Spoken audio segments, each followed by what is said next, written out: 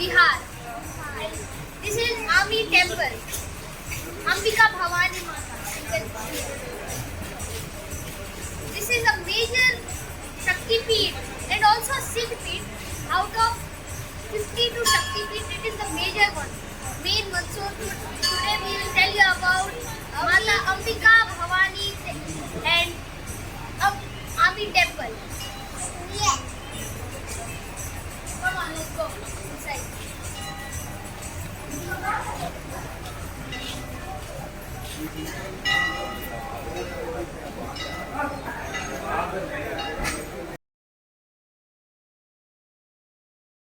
I'll tell you the story about Ambika Bhavani Ami Temple. Will tell you all the story which is mentioned in Quran. And please look the temple. And it is Jai Ma Ambika. Ambike.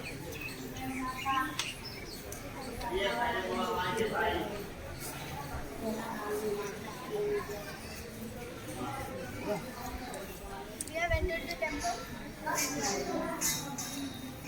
This is the temple and inside Mata Ambika's Bhavani is there. See, come this way. Come that way. Right from this side, boy from that side.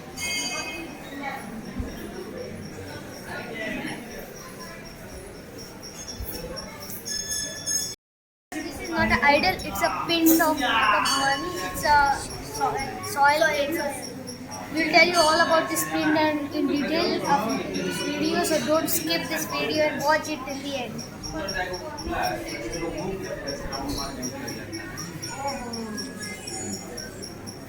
Hello. Out of 52 Shakti Peeth, this has no idol. This जो मिट्टी का पिंड है, We're taking flower and भगवान को चढ़ा देना। ऋतिक हाथ में पकड़ ले। अच्छा ले लिए। मम्मी दोनों हाथ में this one take. हाँ हाँ।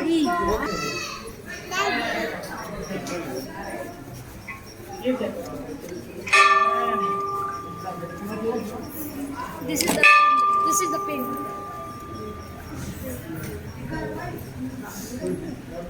जय माता की।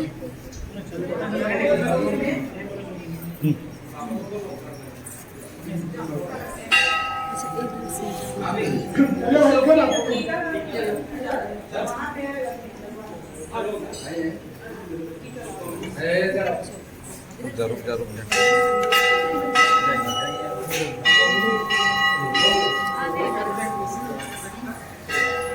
रास्ता पर से साइड हो जाए, रास्ता पर से साइड हो जाए।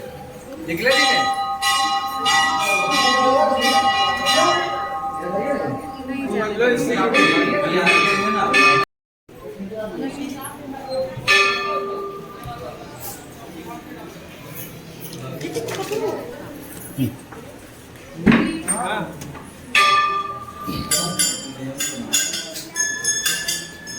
भोजपुरी में पूछ रहे हैं। चलो आगे चलो। गिरिया वही चला। वही चला।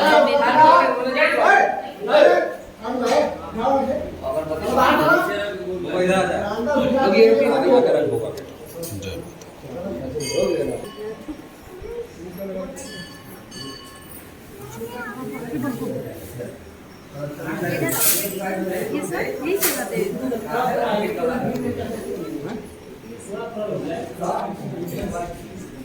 एक चढ़ा दीजिए। आगे क्या करेंगे?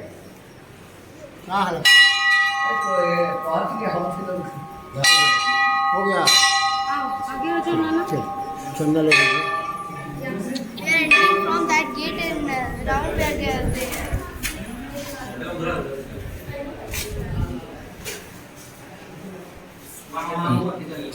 People are coming and darshan of Mata Ambika Bhavani. This is a very auspicious place. Come to this is Shati, Mata Shati. This is Mata Sati and this is also very auspicious place. You should also visit here in Bihar. In Bihar also you should visit this here, this place.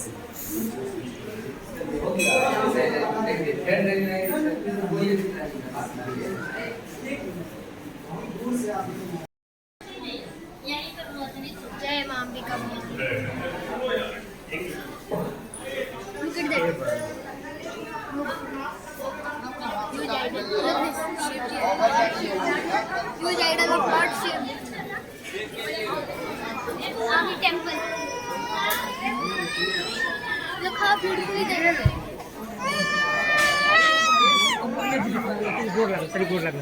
Lord Shiva has also came at this place.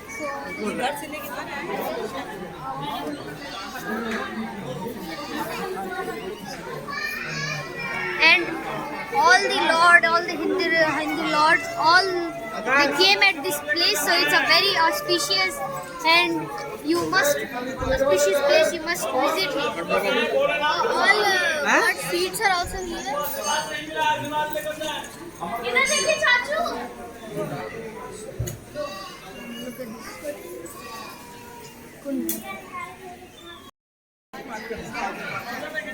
जाओ उधर से जाएंगे यहाँ आइए भोलेनाथ का आशीर्वाद लीजिए सबको आइए बाबा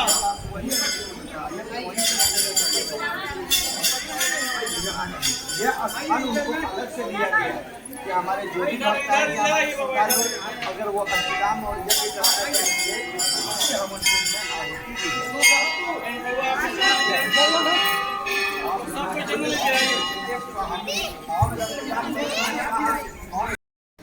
यही हवन कुंड जहाँ पर माता ने अपने बॉडी को सेक्रीफाइस किया था, यहाँ पर लाइफ को। हम आपको इसकी कहानी बताने वाले। यहीं पर राजा दक्ष ने पूजा किया था, हवन किया था इसी जगह।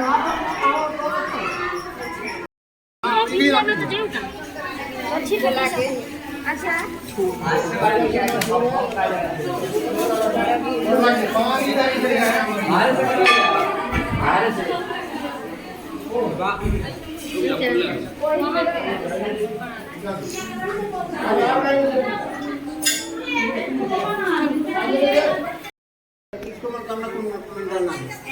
ये है प्रधानमंत्री कैंडिडेट, ये डालेगी।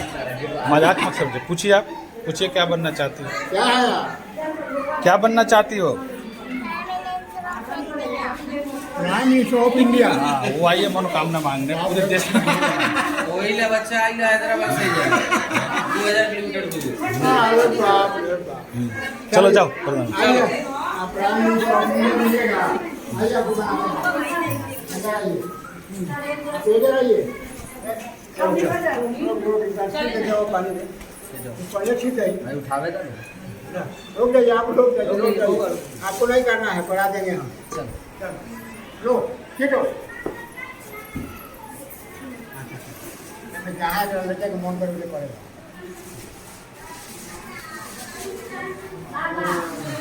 चलिए अब रखिए, आप रख दीजिए। चलिए रख पैसा होता है ठीक बात गिरती डाली ना हम आपको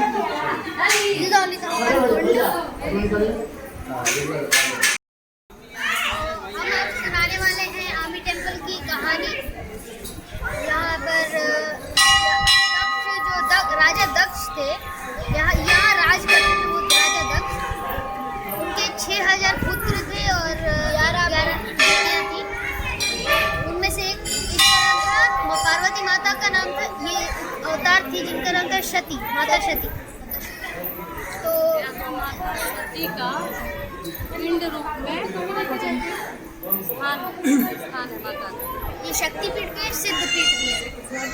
तो एक बार क्या माता सती जो है चाहती थी कि उनका विवाह ये शिव जी से, भगवान शिव के साथ हो, भोलेनाथ।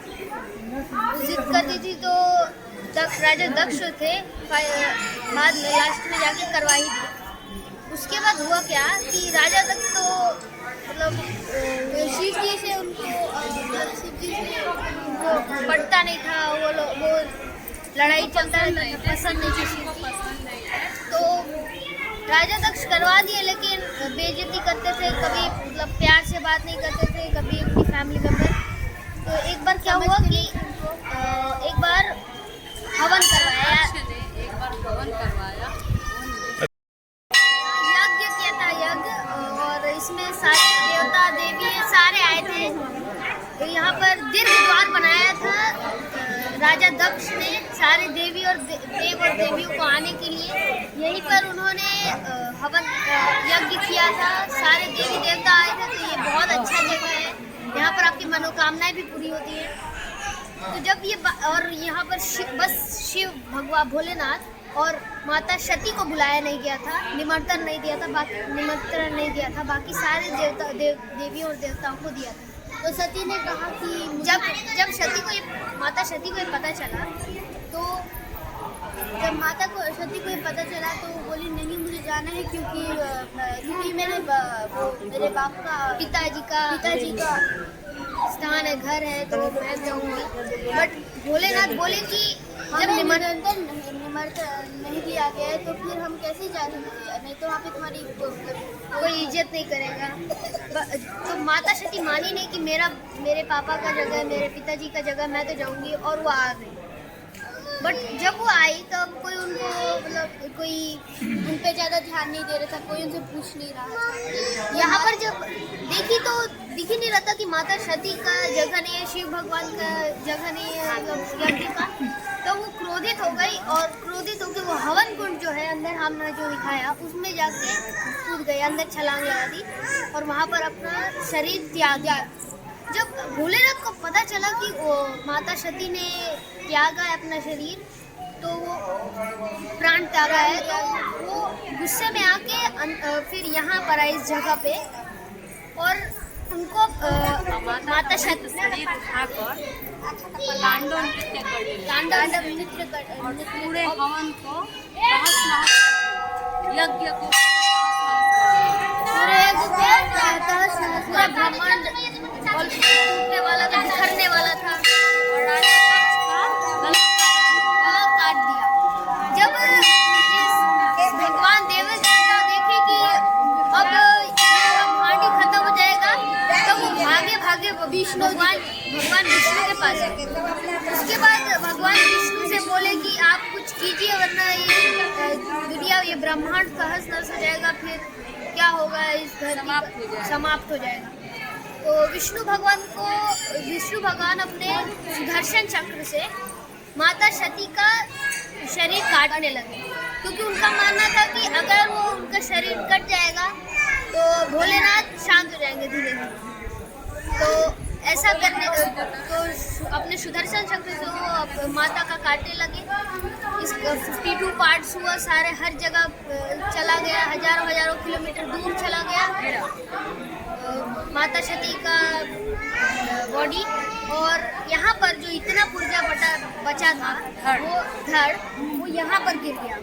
तो इसलिए बहुत यहाँ मेन जगह तो यहाँ ऑस्पिशियस प्लेस है, यहाँ सारे देवी देवता आए थे। ये कहानी है। तो भगवान भोलेनाथ शांत हुए, लेकिन राजा दक्ष का यहाँ सर कटा था।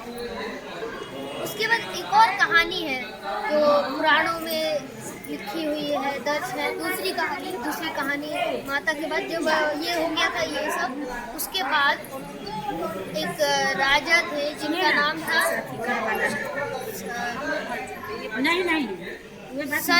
शरत राजा। वो बहुत ही दानी राजा थे, वो बहुत काम करते थे, वो अपने प्रजा के लिए काम करते थे, बहुत अच्छे आदमी थे।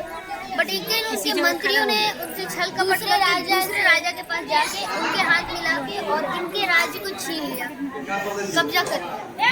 तो राजा अपनी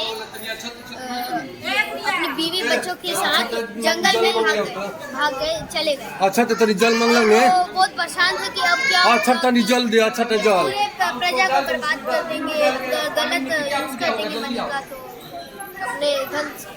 तो वहाँ पर राजा को एक आदमी मिला, एक वैश्य मिला जिसका नाम था समाधि। वो भी एक बहुत अच्छा, बहुत अमीर धनवान आदमी था। बट उसके बच्चों ने लालच सारा पैसा लेके हड़प के और बाहर निकाल दिया। वहाँ पर उन वैश्य जो था और राजा थे, उन लोग को मिले ऋषि मेधा। वो भी एक बहुत ही महान ऋषि थे। और जो संगम गंगा नदी, सोन नदी और सारी नदी का संगम हुआ था, वहाँ पर थे। वहाँ पर वो लोग गए और मेधा ऋषि से प्रार्थना की कि क्या करें हम, हमारा वो लोग अपना अपना समस्या बताए। तो ऋषि बोले कि जाओ और माता सती की तपस्या करो। तो वो लोग गए गंगा तट पे और तपस्या में लीन हो। 3 साल तक उन्होंने तपस्या किया। उनका पहला साल उन्होंने फल फ्रूट खा के तपस्या किया था। दूसरे साल में फूल पत्ती खा के तपस्या की थी और तीसरे साल बिना कुछ खाए तपस्या की। माता उन लोगों से प्रसन्न होकर उनके सामने प्रकट हुई और पूछी कि वरदान मांगो। तो राजा ने बोला कि हे माता, मुझे वरदान दीजिए कि मेरा राज्य मुझे वापस राज्य। तो माता ने बोला ठीक है, तुम जाओ और 1000 साल तक 10,000 साल तक राज्य करो। और फिर जो ये समाधि जो वैश्य था उसको माता ने बोला कि तुमको क्या चाहिए। तो उन्होंने बोला कि माता मुझे मोक्ष दे दी। तो माता ने बोला तुमको मोक्ष मिल जाएगा। तो ये थी दूसरी कहानी और ये थी माता अंबिका भवानी की कहानी आमी टेम्पल।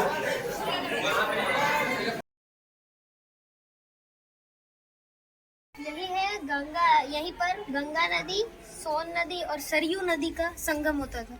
ये वो जगह है यहाँ पर।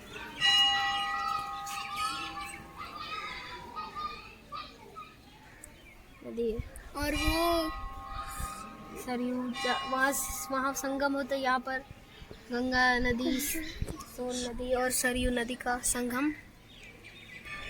और यहीं पर सारे पंडित जो शेख थे वो यहाँ पर रहते थे। यहीं पर बहुत महान भी रहते थे। गौतम भी यहीं थे, ऋषि भी यहीं पर रहते थे। तो ये देखिए उस पर देखिए वहीं पर है, रहते थे वो लोग। So now we are concluding our video here. We are going to our new destination and we'll show you our new destination. We are concluding our video. If you like this video, like it, share it and subscribe. We'll meet you in the next video with the next destination. Namaskar. Jai Maa Ambika Bhavani.